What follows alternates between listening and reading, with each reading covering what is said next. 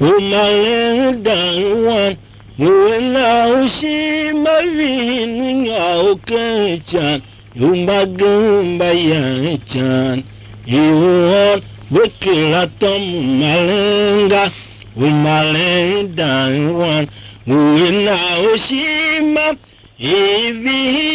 utomwanga kwa wiyanga madanu lete wasandu vituka kenshima eyange mameuga umalendawa muwena ushima vinu nyaukecha yumbagimba yachan iwon wekila tomu malenga umalendawa uwena ushima ivi utomwanga wawiyanga madanu lete wasandu vituka kenshima eyange mameuga chani wane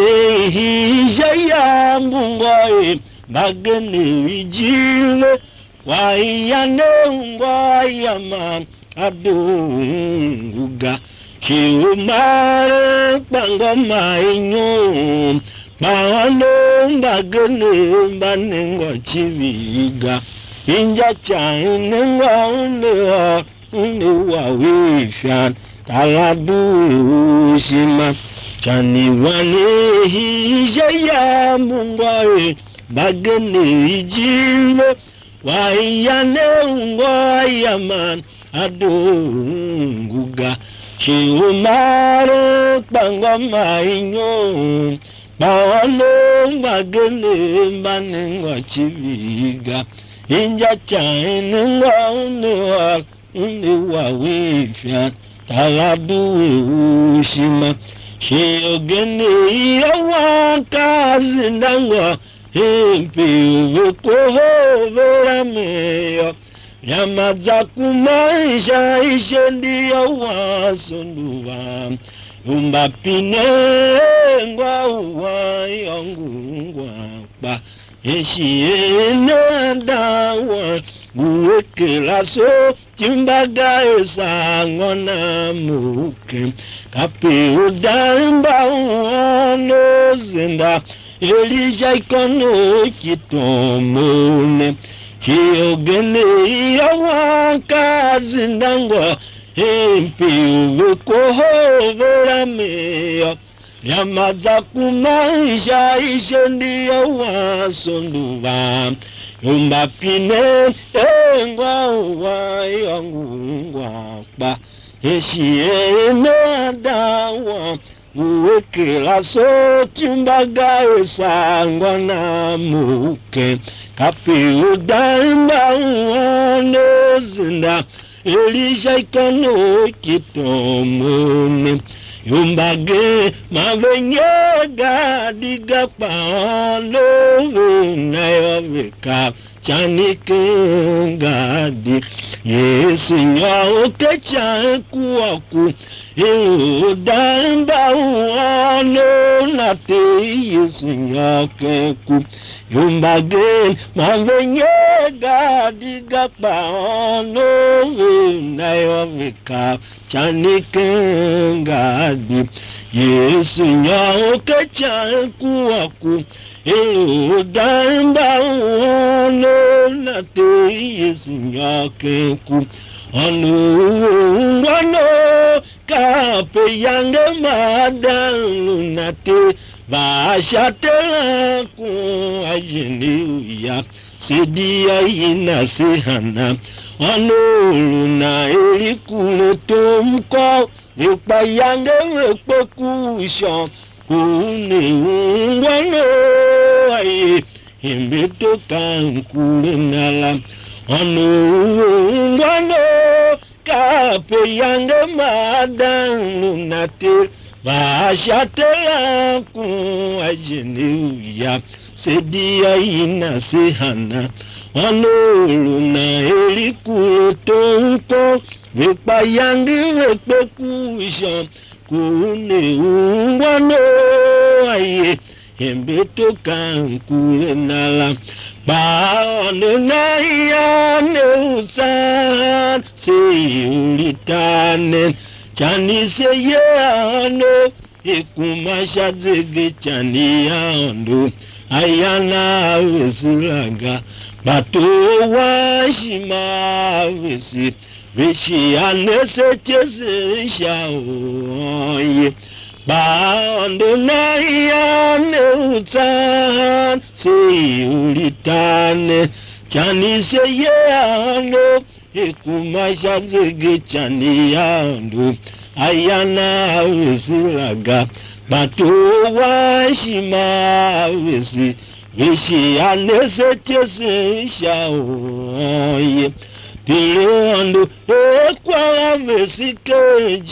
jingi maisha yo Iele ya se miminga Jitese se kyao shadamba ono Bave avana se kusha yangeji Duwa kusha onduwa Shaleni shaka katuhewa Uyange unewam Auma uregule shashi Kiyo andute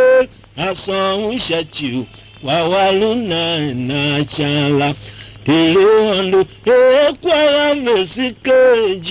jingi maisha yo Iyelen yase miminga Yitese sekyao shadamba ono Bave avana se kusha yangeji Duwa kusha onduwa Shaleni shaka katuhewa Uyange unewam Auma uregule shashi Kiyo andute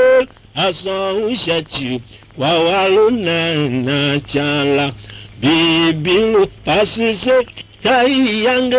mili oima banku Iye katuwe mbano ikumbe yangu Kamkwase aembe Chai yange mile ute Yesu Kai yuane miketane miluano ye Kai wachambi mbewan Kasimba wano Bibi pasise shai yange mili oima banku Iye katuwe mbano ikumbe yangu Kamkwase aembe Chai yange mile ute Yesu Kai yuane miketane miluano ye Gai wachambi mbewan Kasimba wano Wasise ukumbu Udamba wan Baka bapase lugu Sete mayote Pase mayem henen Shabayo Asila kenge kolite zuru Jijini wasise ukumbul Dawana delia se wakenge kum Wasise ukumbul Udamba wam Baka bapase luhu Sete mayote Base mayem henem Shabayo Asila kenge kolite zuru Jijini wasise ukumbul Dawana delia se wakenge kum Urege pakatiyo Shagba kumapaka itiyo Ichiri kumaka itiyo Tsa mugbe Pakawe anduma Guagema Shagba kumaka itiyo Wetelandu Alo seyila se Ichiri kumapaka itiyo Mugbe Pakawe te magbem ye Olupera natine awe na nguga Uwage pakatiyo Shagwakuma paka itiyo ichivi kumaka itiyo ta ngubem paka wianduma guagema Shagwakuma katiyo weteandu alo seila se ichivi kuma paka itiyo ngubem paka weteandu Olupela natine awena nguga sekenge shimayanga iya ondotelu bantal inya ekuwa idula ya ekumbul lo shakenge itabe iwo ande shinya du ishaye ilu yo maseka seyange nyimatsumbul Te yanga dula inya pai kwingil uzegembaya tape iluvate seila weti elungu agene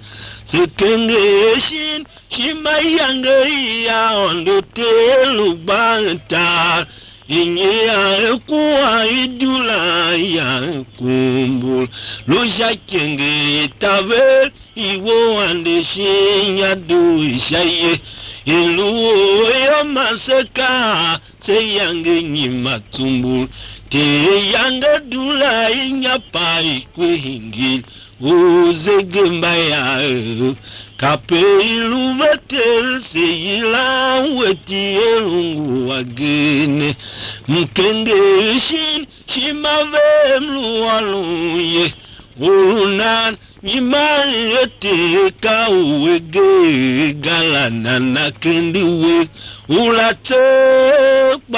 Eka unege mano inahana Kau etova ahumbe agbayale kwan heme angwe Ikoni hanya etinguvan Inya ekuwa iduran Chijambate senagene Mkenge shin shimave mluwaluye Unan Nyimanyete ka uwege galanana kendiwe ulatekba eka unege mano inahana ka uetova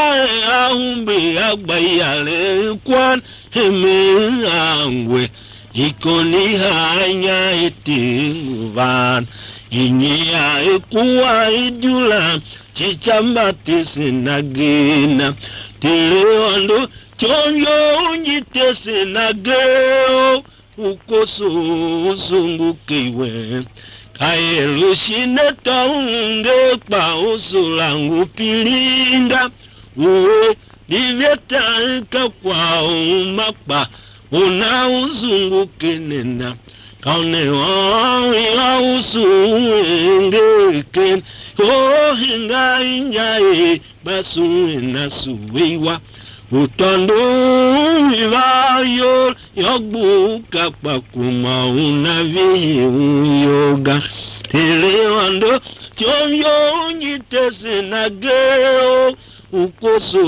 usungukiwe Kaelu shineta unge pa usulangu pilinga Uwe Livyeta kwa umakpa Una uzungukenena Kaune ya usuengeken Kohinga injae basuena suwewa Utando vivayo Yogbuka pakuma unavi uyoga Mbona shemsule yo memenenge Ahumbi akale Baumfachoga Toe Wavandu chaibaje apenda wema Yange manasanga shaze Vetu tingin Ichaibasha wose mbato Machaverisha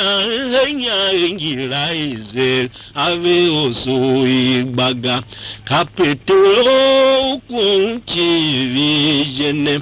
mbona shemsule yo memenenge ahumbe akale bamfachoga toer kwa vandu chagbaje apenda wema yange manasanga shaze vitutingi ichagbasha wose mbato machaverisha enya engila izel ave osu igbaga kapetelo kumchivijene bibilo pasisese wasefail Oshama etachichachi katele ondo agbeye ungola wangemu teyo na yo yangi na ete magba so magbalunu mwawezo mlupene shachivilite avangege makenge tane maitomite lite hindi tsovangi kwege bibilo pasisese wasefail Oshama etachichachi katele ondo agbeye ungula wangemu teyo na yo yangi na ete magba so magbalunu mwawezo emluhene chachivilite avangege makenge tane maitomite lite hindi tsovangi kwege ngotese shagbasha chomi agena tete mashausha usha kaikono kito taine kashagba upenda nangal ate mangu kenge chona masemu ashagba la jikiki gutese shagba chomi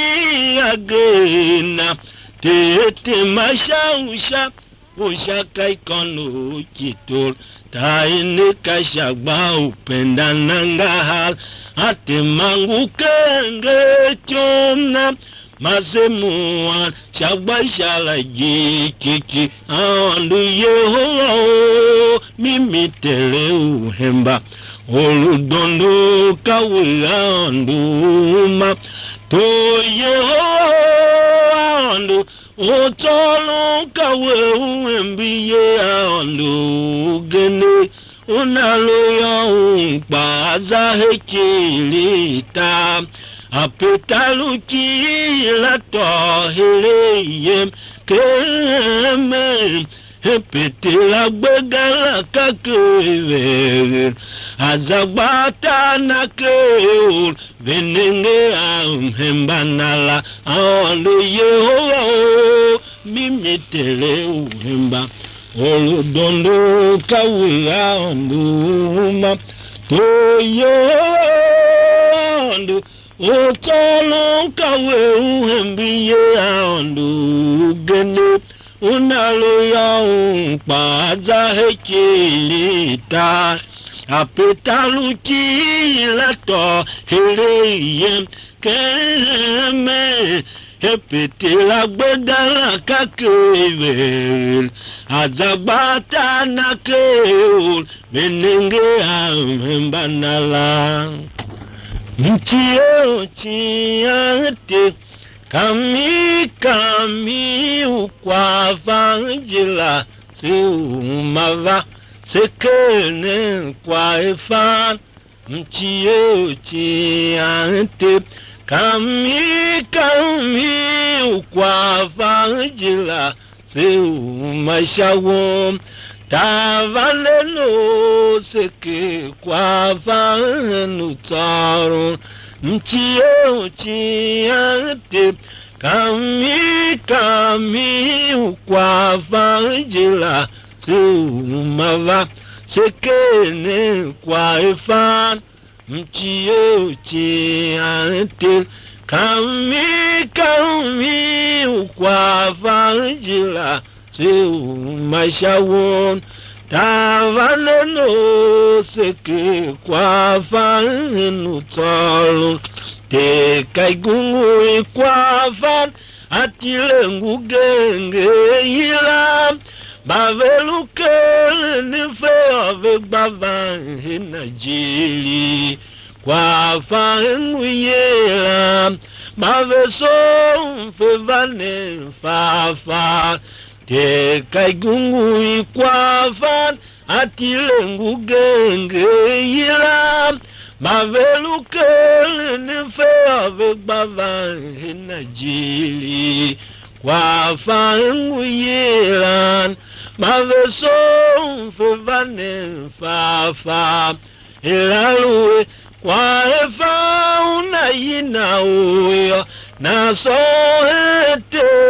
waombo kwa efa alewe tsaune na naije kapesolomo yange sao te pande ichukuma nao se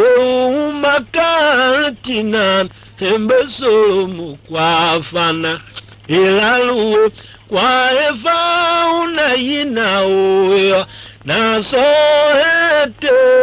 waombo kwa efa alewe tsaune na naije kapesolomo yange sao te pande ichukuma naun se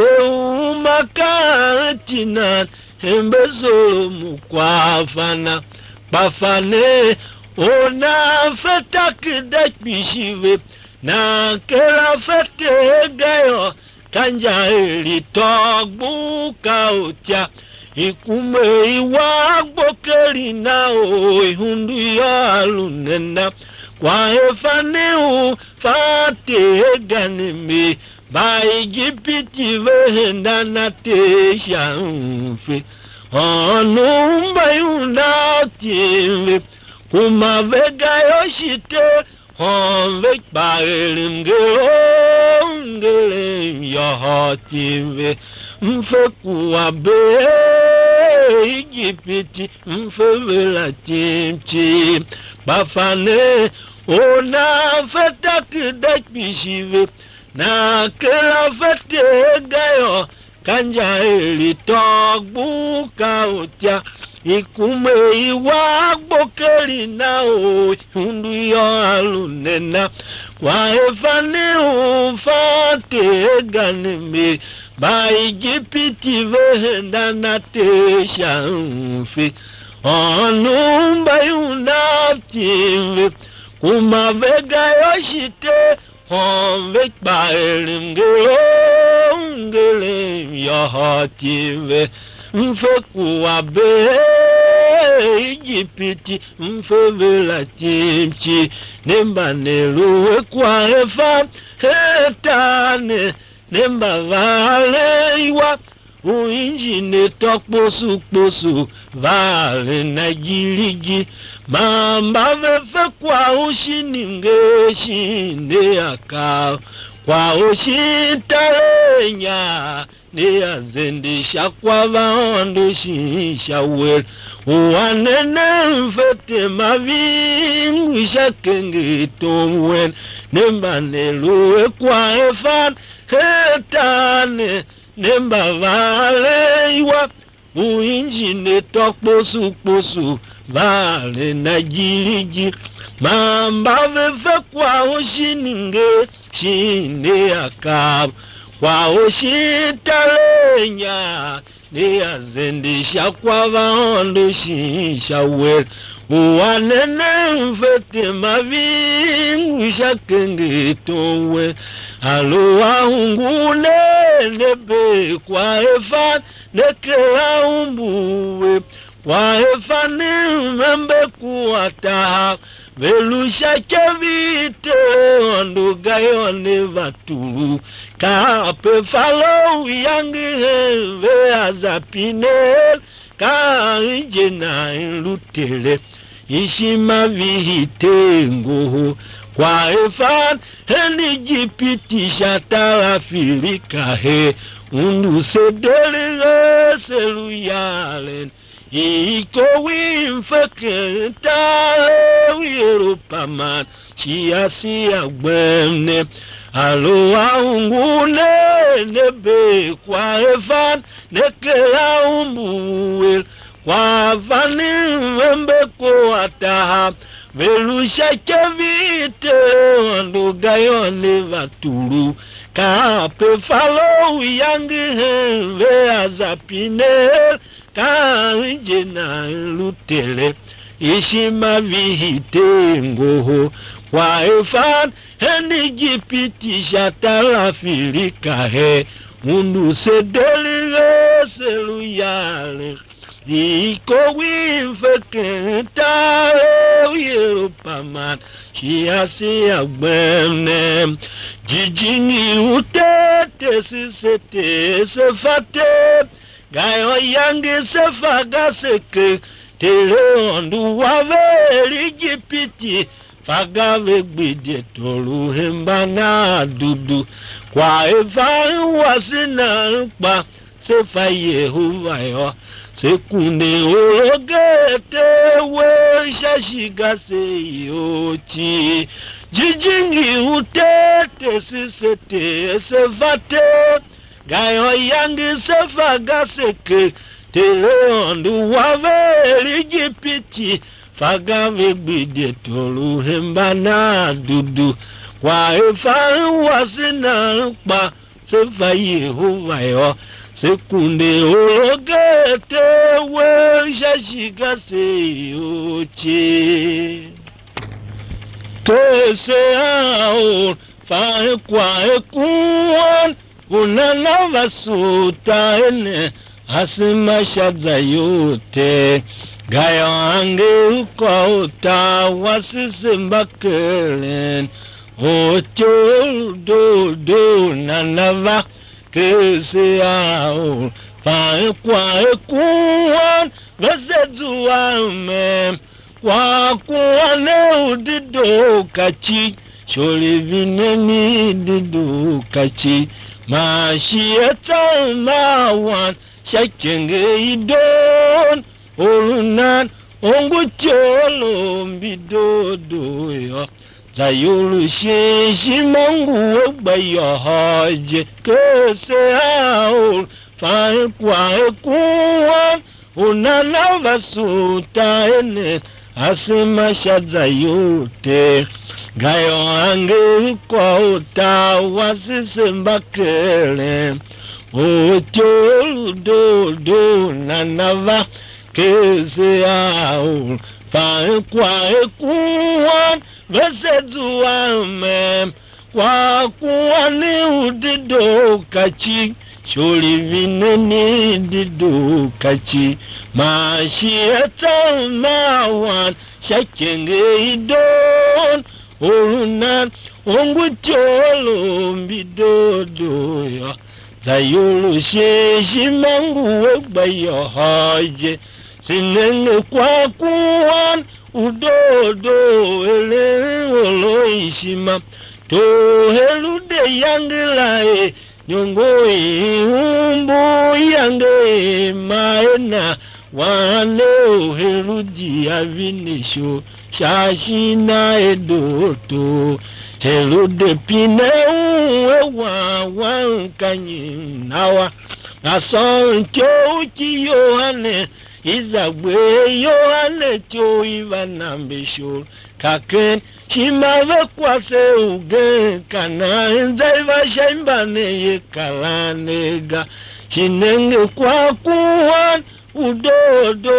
ele olo ishima to helude yangelae nyongui umbu yange maena wane uheludi avinisho shashina edoto helude pine uwe wankanyi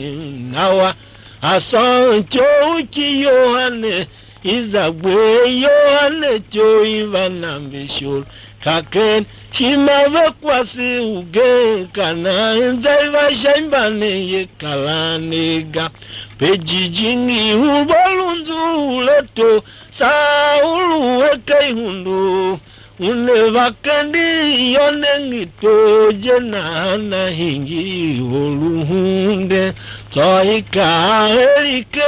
olufa kwa ekuwa dodo nanakuwa nanahingi usulusa ulushima chiye uwange mune mbukendia pejijingi ubalunzuleto saulu weke hundu une vakendi yonengitoje na hingi uluhunden soikaike ulufae kwae kuwa dodo nanakuwa nanahingi usulusa ulushima chiye uwange mune mbukendia Savejinga keta vezuwa ulufan kwae kuwa ludavedi vana valuweluhe ya otol ukegeshiye uande mbuwe vakendi tuya Savejinga keta vezuwa ulufan kwae kuwa ludavedi vana valuweluhe ya otol ukegeshiye uande mbuwe vakendi tuya ejijingi ubokendi saulu chiene davedi gemawe tamolone wakeya tabakungwan yowu kwendesha kengi moido to bonashe ukengeshana chiungwa ungwi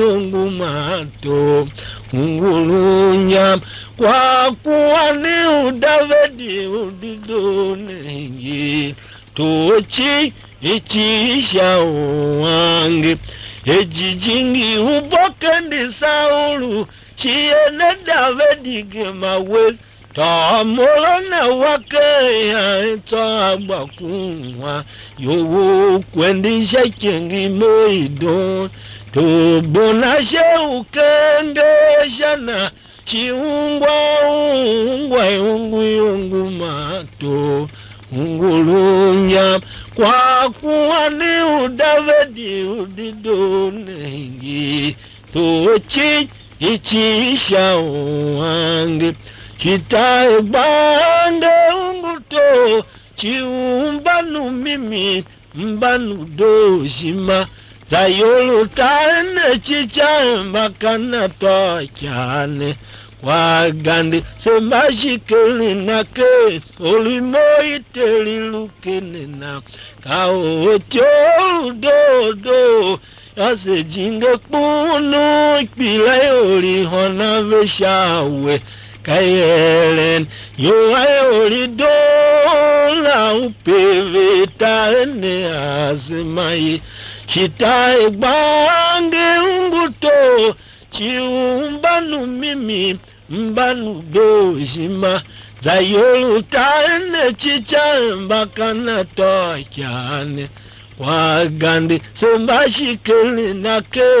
olimoyi telilukene kao dodo yasejinge kunu ikpile oli hona veshawe kayelen yoayoli dola upeveta ene azimai simbanangu nge uzezuwayo mbave ahemen sevebemeva kana hane uto bahege semba etamun mave yeshatite ombaele toke na fishichi yolohuna se sonne kwa kuwa sepinete nyoso mande solo mopine mande simba nangu nge uzezuwayo mbave ahemen sevebemeva kana hane uto bahege semba etamun bave yeshatite ombaere tonke na fishichi yolohuna se saune kwa kuwa sepinete nyoso mande solo mopine mande te hae unabilim kejijingi ya hemesha imuyo na uwedo atesiele nido ehamaho shiada umimi unaheme unuyeme ya otalo teha ese abilim kejijingi sele shaimuyo na sedo setesiele nido ehamaho shiada umimi unaheme seuyeme ya otalo aondu tengu velen yombatongo iko vendelio gaya yuwe vateyo kwa ibu nguva isha utselese tiwase tuwaol banku naselandelio yovemo gaya digi kwa ubunde vateyo mai yange kolu kutote kubekai moga andu tengu ven yombatongo iko vendeleo gaya yuwe vateyo kwa ibu nguva isha utselese tiwase tuwao banku naselandeleo yovemo gaya digi kwa ubunde vateyo mai yange kolu kuto te kubekai moga pese kivalo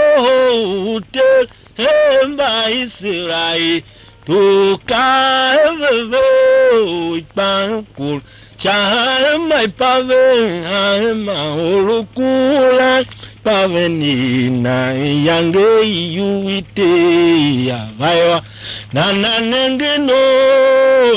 nenge kwa bualu vanyo nana tongu kolu tsayo veye vese wayo pese kivalo ute hema Israel tuka eveve ipankul chama pave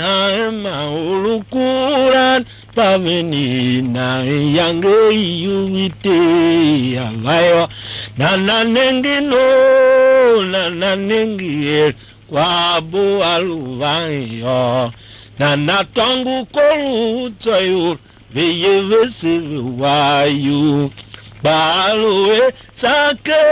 unaluvanu tseleyo okula tongu gauni vatevewa okula omimingala mumepine awamba vehinina nana tongu uluwa vakugayo kela kaiboina mayange gapite kala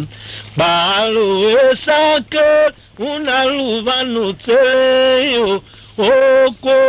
atongu gauni vatevewa okula omimingala mumepine awamba vehinina nana tongu uluwa waikugayo kela kaiboina mayange gapite kala wesekie yoyo oko shayau Israel kie umomdu ihowe shama uifea kana ulimbu yuenan nanawa afanya yo nanawa yuyam bauye luzanalo enan yome awuanan shaifilina bawe yo wa yuga wesekie yo ko shayau Israel kie umomdu ihowe shama uifea kana ulimbu yuenan nanawa afanya yo nanawa yuyam bauye luzanalo na yome awuanan shaifilina bawe yo wayuga andu tele oyiman wasite wasinasi ukula oipan kolute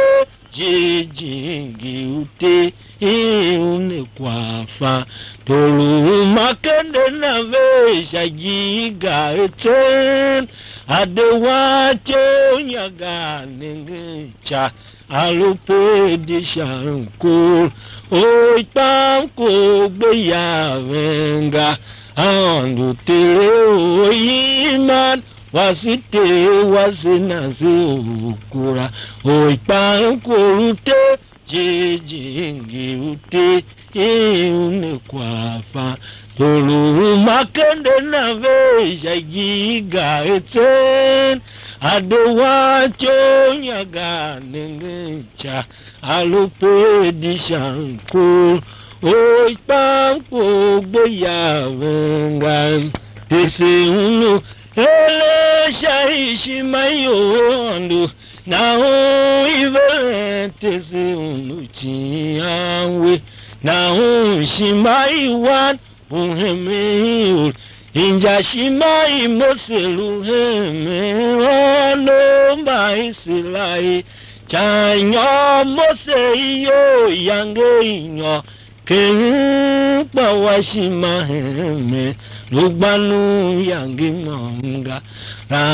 ranevela palusonu te detimi gbendaga tese unu ele shaishi mayo wandu na uive tese unu chiawe na shimai wan uhemeur inja shimai moselu heme ono maisirai chanyo mose yo yange inyo kempa washima heme lugbanu yange monga ranevela paluzambete detimi gbendaga itome telatindi unanyiye atindi Yesu wa chie utindi mbapetelu wavekwa tachi edetene kwa yanga inyale gashi maikonduga zendi yone lohone galeo avenda neke okurenen ihundu yenenga hadu indisha jagaila yange iji oguda sodom anakapelukala itiomi telatindi unenyiye atindi Yesu wa chie utindi mbapetelu wavekwa tachi edetene kwa yanga inyale gashi maikonduga zendi yone lohone galeo avenda neke okulenen ihundu yenenga hadu enesha jagaela yange iji oguda sodom anakapelukala bambagene yoga kalumu vega baoduweke iluga ekendi moite diaburu yale kwa ene yangene ningi pemba petelu wajuve paselu la kahana izina Yesu kena sile chite na yoga bambagene yoga kalumu vega baoduweke iluga sekendi moite diaburu yale kwa ene yangene ningi pemba petelu wajuve paselu la kahana izina Yesu kena sile chite na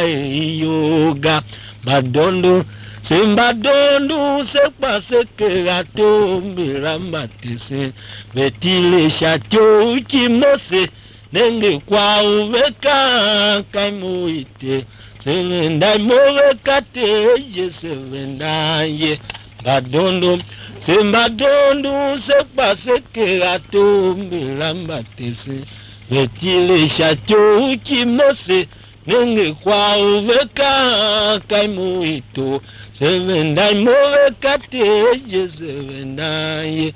Teleondo uwabela maondo Isaka ondo yako Oko unesene Jijingi wo aso Ato ase alushana seluke nzo yange ige seto iwanga nanjare Sauto iwange haolo jiguwe ahunguwe lalu iwasena Pemjini kama mese Segbide akende asino Aondo tolu tolo tesise uchi yangwe Teleondo webera maondo Isaka ondo Yakub Oko nesene Jijingi wo asol Ato ase alushana seluke nzo yange ige seto iwanga nanjare Sauto iwange haolo jiguwe ahunguwe lalu iwasena Pemjini kama mese Segbide akende asino Aondo tolu tolo tesise uchi yangwe Kahama shiete oima Usale mnyagbawiya Kawete ute mnyagbaye Kakuma usenu vanyosui Ilane mkeshima mpineye Kahama shiete oima Usale nyagbawiya Kawete ute nyagbaye Kasenengene we osefasiru Vakasha usale We avanyalo yao nyosu Iye nyosu Gandi sese pineye Kama shiete oima Usale mnyagbawiya Kawete ute mnyagbaye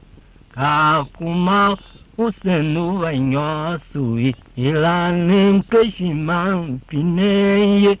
Kahama shiete oima Usale nyagbawiya Kawete ute nyagbaye Kasenengene we osefasiru Vakasha usale We avanyalo yao nyosu Iye nyosu Gande sese pineye Nguye lankase mbabe fekwele Vava wasene kuvan Gapunyo uwe ya wame kukumetoda Kutai kuwasha shita kutai kusha shikimbil Utatu zati medzwa Isasa nkezwa ono Nguyela kasemba mfekwele Ava wasene kuvan Gakunya uweya wamne kukumetoda Kutai kuwasha shita kutai kusha shikimbil Utatu zati medzwa Isasa nkezwa ono Kukbangu wazeli Elewe yumuhingi tumbulu Jeuzende ojashipa Ilunja eluhe Teleondo Ngushashi yowe kayongu Inanena Uruye mami henape Weteru soyo Wawaso unatele Yo agbavane mrumun Kukbangu waze Elewe yumuhingi tumbulu Jeuzende ojashipa Ilunja eluhe Teleondo Ngushashi yowe kayongu Inanena Uruye mami henape Weteru soyo Kwa waso unatele Yo agbavane mrumu aonda hikana okukwaga teyange unaya kunyo shitane jeyange kubasha wange pa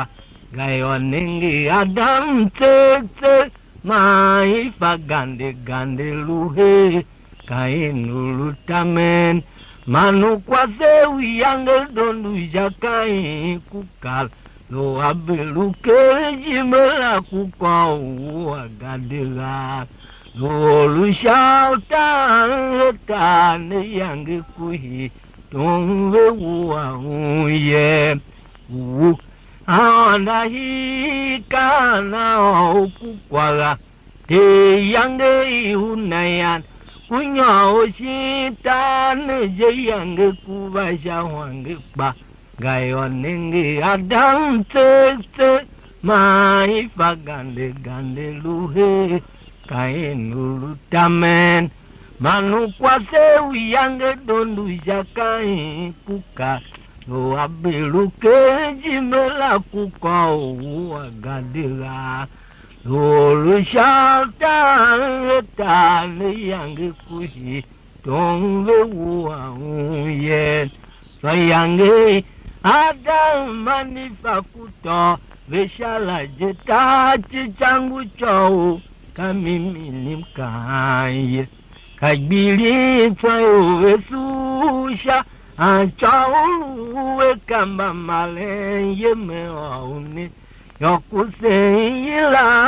chou hemen ono machaulu vedondu yemen base shihe seluvan kenge jateye moatele kuango undu kawe utamye sayange ada manifakuto veshala jeta changu chou kamimilimkaye kajbili tsayo vesusha achauwe kamba malenye mewaune yokuseila chou hemen ono machaulu vedondu yemen base shihe seluvan kenge jateye moyatele kuango undu kawe utamye Mieme yove yeme dene pakau botsa tulumanu malukbo bavelu yaveye yo bavelu eshima inyami etavekwe vemo fefayo mbaiwe eshima temajigi mbayangu yega Mieme yove yeme dene pakau botsa tulumanu malukbo bavelu yaveye yo bavelu eshima inyami etavekwe vemo fefayo mbaiwe eshima temajigi mbayangu yega Kwajukpa uwevagasa semba pili ayo yange jim yivani bibilo aye kayange ichie yo ulova kuogenga wanamba malenga tae chichagerelia jai gbeta jelu vaga ehungwaja ushawange nyomkava kunayo kwaje kwa uwevagatsa semba pili ayo yange jim yivani bibilo aye kayange ichie yo olova kuogenga wanamba malenga tae chichagerelia jai gbeta jelu vaga ehungwaja ushawange nyomkava kunayo jijini wene mage iluwe chama mkirashizungwen uyulunega bagehungwa ifi ukupe duye mje shise magenewe teye memo mundu talu chane mzamem yosha jijini wene mage iluwe chama mkila shizungwen kuyolunega bagehungwa ifi ukupe duye mje Chisimbagenewe teye memo mundu talu chane mzamem yosha waikunda engolumlia enshie waduwe kenuya vaju umachefaga twafede henesha wawate wanalovanla yodeluembe wangu gbogbo aluvaye umacho sembaseluhetaniyo mavelu gbogbo mbashivakpa maunanve wanalu gbogbo aluvakoko jijingi ute jijingi pasise chachai wanaluvan Chiwadu kenuya ao shembe kwaiga sawan sondu vanje jijingi ute jijingi pasise chachai wanaluvan Chiwadu kenuya ao shembe kwai mayange gangu kweleje jijingi ute Jijingi pasise chachai wanaluvan Chiwadu kenuya ao shembe kwaiga sawan sondu vanje jijingi util jijingi pasise chachai wanaluvan Chiwadu kenuya ao shembe kwa mayange gangu kweleje kene ato jijingi ute wazingukai kwa wavihi wanalova yayange imana kae avanyeketa uyange ifanitu kwa une oluvande na Mila basha nyona yo iluchan Chie uaumbe taunka Ahi wangu kwele Elinyo ukechanve uchan katulutane Kene ato jijingi ute wazingukai Wawavihi wanalovan Chayange imana kae avanyeketa uyange ifanitu koune oluvande na melabasha nyona yo iluchan Chie uaumbe taunka ahi wangu kwele Elinyo kechanve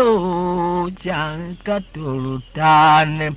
Iyange maleka iyange imbe Hajile wanavana Yofaga kaveshielen Unyungumba imbe umbul Yange imaveye Kayange izungwene nyabauya Vanena hule yoloa Zungwene na muimongo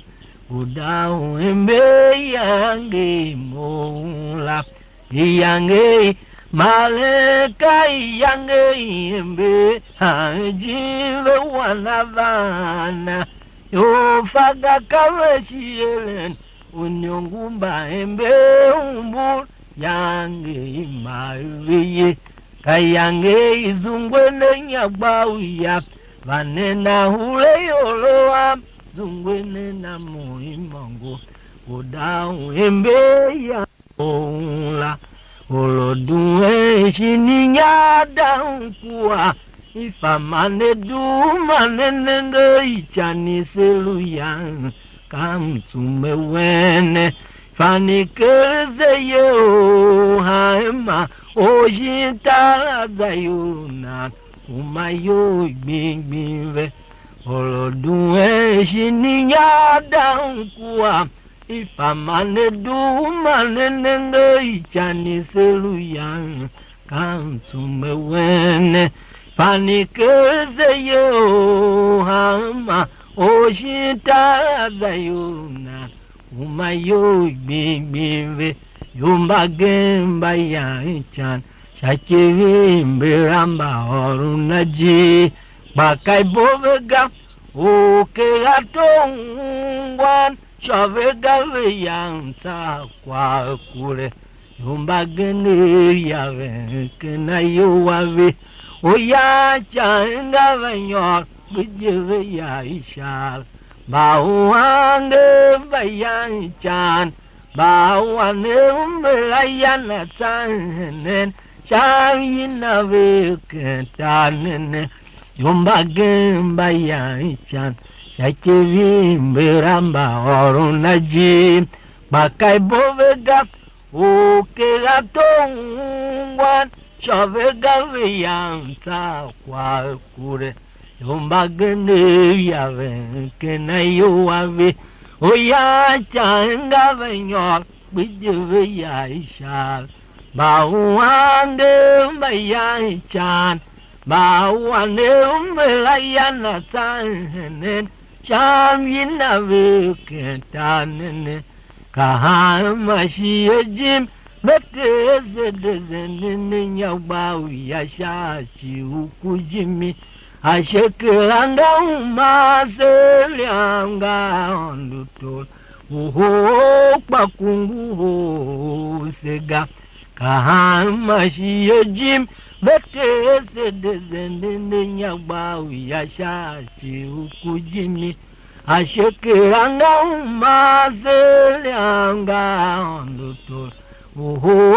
kwakungu sega Maedu yave yove wala waichan itaeneje simba seluma yoshi again kalyama kaseva kevangila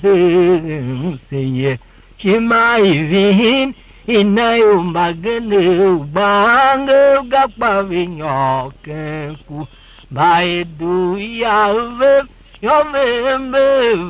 wala waichan itaeneje simba seluma yoshi again kalyama kaseva kevangila seye chimaivihin inayumbagene ubange gapavinyokenku tenapem Sushima wase aluyokail Ichendiza yo avesio Bachivi wete amuvishin Taluchanve azamem Keyembe shanangul Baidote aveyemena yembe Jijingite seushimaiye ondu mzende nati mangu shitane me avano jekpa yange yesen molyam yivan kayange yenwa te enapem sushima wase aluyokail ichendiza yo avesio Machivi wete amuvishin taluchanve azamem keyembe chanahungul baidote aveyemena yembe jijingite seushimaiye ondu mzende nati mangu shitane me avano jekpa yange yesen Momliam yivan kayange yewam Suse asimate shaikui ainbiane uve undusine Tiva fese umbe taene dese shalo chani Huse tani gagande pe umanashi jijini wohungu kwa uvihi aefefa apeveze asema suse asema te chaikui aingyane uve undosene tiva fese umbe tane dese shalo chani ouse tane gagande pe umanashe jijini wohungu kwa uvihi aefefa apeveze asema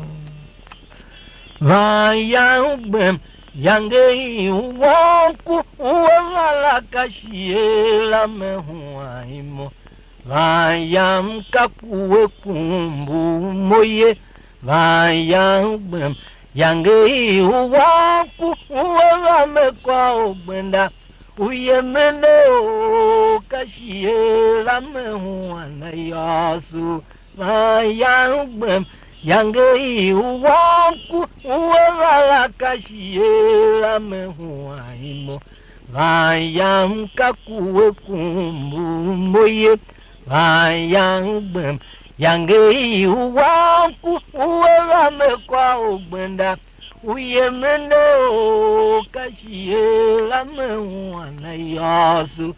nguva kakutega vanjane mbangene bavelo wahule oloa vejijingi alugenge yila bavefega veten yantaeke mureuku mhakwele shachivete vekpande vevewaeku tsaron nguva kakutega vanjane mbangene bavelo wahule oloa vejijingi alugenge yila bavefega veten yantaeke mureuku mhakwele shachivete vekpande vevewaeku tsaron mliange shawo keshion uwayu kapiteka eliyila kase bavaku bavefeku vagbekwele kiene kase tesine wanoemba kase uvaku awashima ukukakeme olovavakwaye mliamgeisha wokeshion uwayu kapiteka eliyila kase bavaku bavefeku vagbekwele kiene kase tesine wanoemba kase uvaku awashima ukukakeme olovavakwaye kihama olotesi wanjanugene chamizungwe gayokune uyisa uwaisha komagbinda kuwasha itembe kuigbil ashesha uwindo jingenkenayo veaikomande aegekenuyaziye wagandisetanyagbawiya teshashinimtwe fani wanatetere olo ikushajelo ihama olotesi wanjanugene chamizungwe gayokune uyisa uwaisha komagbinda kuwasha itembe kuigbil ashesha uwindo jingenkenayo veakomande aegekenuyasiye wagandisetanyagbawiya teshashinimtwe fani wanatetere ondo ikushajelo kunenyiouju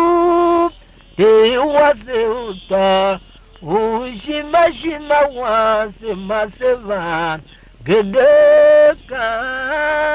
ekuya ufemba upinenga kwa uyogande kupise omazeteza vejeyo bave konkuyo pakungupinga kwavembaso ningisimba ihomo mambarane chamba zende zeshaishi pato umakende mampine nekuive udomhana uoshoibodonga kunenyiuju tewaseota ushimashima wasemasevan gedeka ekuyauhemba upinenda kwa uyogande ubize omazeteza vejeul bave konkuyo pakungupinga kwa embaso nengezimba ihomo mambarane chamba zene seshaishi sato umakende mapine nihe kuiveo udomhana uoshoibodonga moyo tolutalun ukwendongande tolutalun shiuluma kpadom mfaumetuaga ukwena wemezako tejayana chape yembe ilukigben manolo mayome pase olo bagemana se mayangela wa to eshimayo amo moyo mfautuanga moyo tolutalon upendongande tolutalon shiuma kpadom mfaumetuaga upena wemeza kohoteshayana chape yembe ilukigben manolu mayome pase olowo bagemana se mayangela wa toeshimayo amo moyo mfautuanga jijini wa magoyolu nkejene wa mavamiko ubenda chieu teleonda ye mayemene ayembe oyima televakembenda jijini wase agoyo sekenu wasavasiko ubenda chieu teleonda ye teyemene ayembe oyima televakembenda vambene yaha zege vambi yaha suwa pahembe aingi gede azuwa pihanga vambene yaha zege vambi yaha suwa pahembe yem o vambi vagbe unsha waebe vindi vindi vambene yaha zege vambi yaha suwa pahembe aingi gede azuwa pihanga vambene yaha zege vambi yaha azuwa pahembiye o vambi vagbe unsha waebe vindi vindi telutese membe wo uzenenge kahena pemembe wuwalume unu kahene tayo bayangi vakohori mangu vehingiga tatiwembiye kwaebe vindi vindi telutese membe wo uzenenge kahena pemembe wuwalume unu kahene tayo bayangi vakohori mangu vehingiga tatiwembiye waebe vindi vindi iyo togbulaye zakonya chivulevu maduweye mtana ojinjim shishihana waebe vindi vindi iyo togbulaye zakonya chivulevu maduweye mtana ojinjim shishihana waibe vindi vindi mfakwa wanga mfayangiga mume yo yawa vemeshitanya chieu pole andu avanye kakiyane seva kwa wasega seva yangiga na wasetiane ewe yange ase maiki yase mani hembevelu shakenane andungu pine wanu na shaimu ilele ene wanu au kanyi bana maimote mkulane mukosune munaneura chiahumbe kamuna mai wange umane umbashakeya